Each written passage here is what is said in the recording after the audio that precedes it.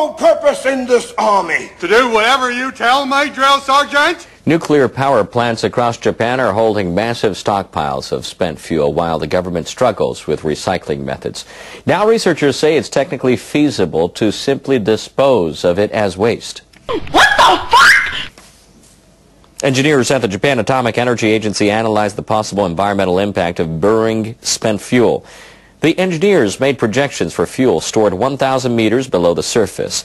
They say that over a time frame of 1 million years, radiation at ground level would be highest after 3,000 years, then subside. What the fuck? But they say even the peak would be considerably low.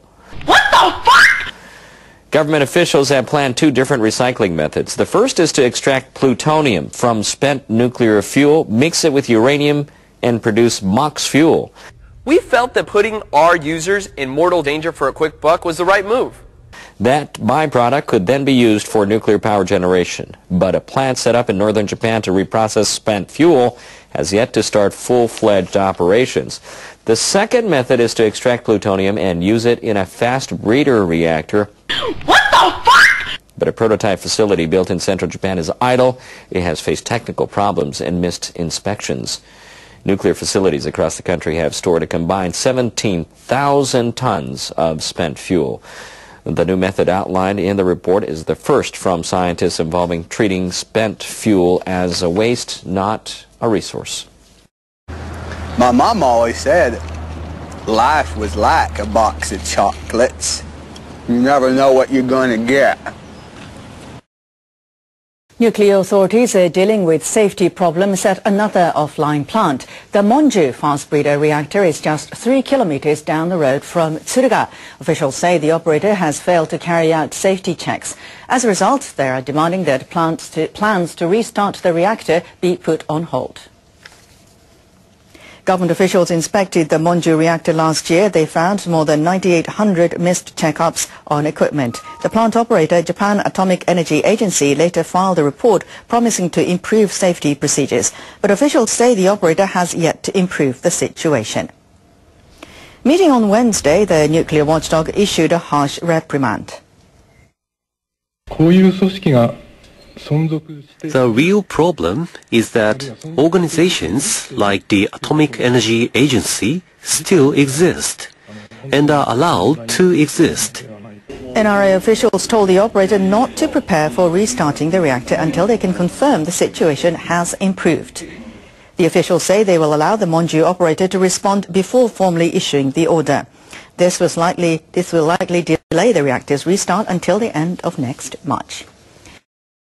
The head of the agency that operates a MONJU Fast Breeder Reactor has resigned. Officials at the Nuclear Authority said his organization had failed to carry out safety checks.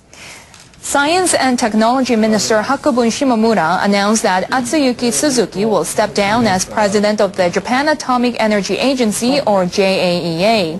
Shimomura said the operator's lax oversight was a breach of public trust. Government inspectors found JAEA failed to conduct more than 9,800 equipment inspections at the MONJU reactor in central Japan last year. Shimomura said the ministry will select a successor. He pledged to work to regain public confidence. Now, Japanese leaders envisioned a future where they could sustain the country's energy needs with recycled fuel. They built MONJU as a dream reactor that would generate more fuel than it consumed. Engineers started developing this type of reactor with the birth of Japan's nuclear program in the 1960s. Government leaders hoped to put the facility online by the early 1990s, but things didn't go according to plan. They pushed the deadline back each time they reviewed their nuclear policy. Finally, in 1994, the operator fired up the reactor. The following year, a sodium leak brought operations to a halt, and workers there continued to face problems. The operator put the facility back online in 2010, but during a test run, a fuel exchanger fell into the reactor vessel, and again the plant went offline. The people at Japan Atomic Energy Agency want to restart before next April. But regulators say the operator is unable to ensure the safety of the reactor. They've ordered workers to stop preparations to restart it. The government has spent more than $18 billion on the facility, but government officials believe MONJU won't be able to resume full-scale operations until around 2050. The expert panel of Japan's Nuclear Regulation Authority has confirmed the ground beneath the power plant is unstable. Panel members say a reactor on the Sea of Japan coast sits on an active fault, and they say it's at risk should an earthquake strike. NHK World's Takafumi Terui reports. The experts reached their conclusion at a meeting on Wednesday. The findings wrap up their seismological study on the Tsuruga plant. The question is whether the newly found fault is active or not. In the final analysis, we conclude that it's an active one. Government's guideline ban plant operators from building reactors directly above active faults. That means if the panel's findings are upheld, the reactor could be shut down for good. The plant is currently offline. Nuclear Regulation Authority commissioners say they will decide their next step on the reactor as early as next week.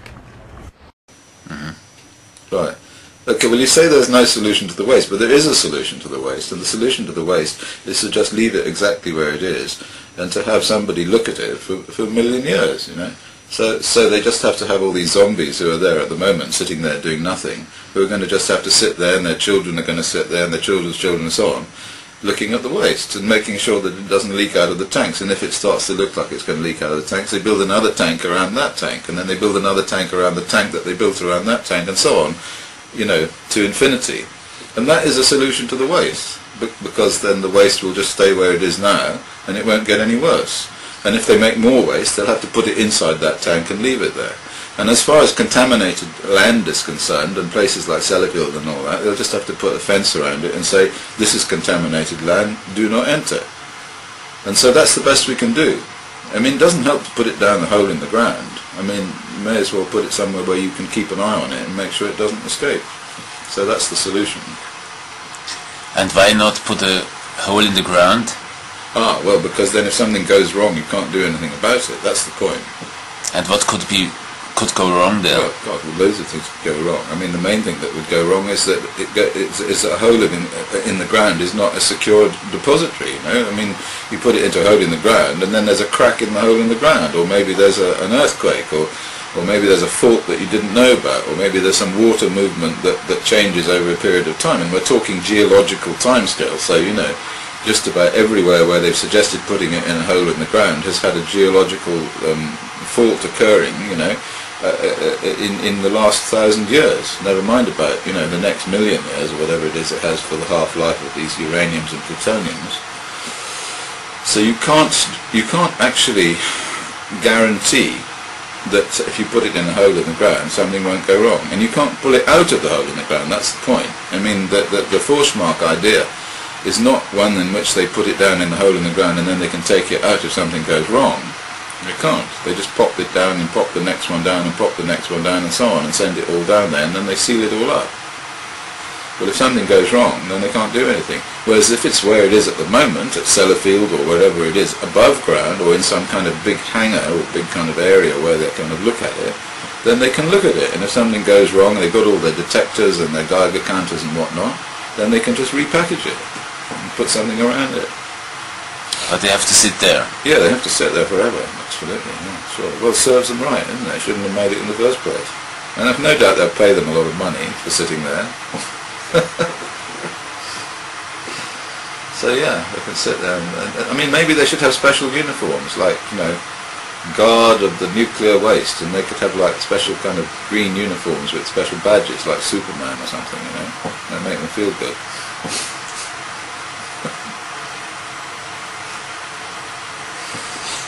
I've always thought it quite good to have special uniforms.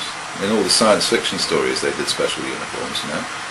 So you could say, what's your daddy do? Oh, he's a guard of the nuclear waste. Oh, no. What a useful job, George.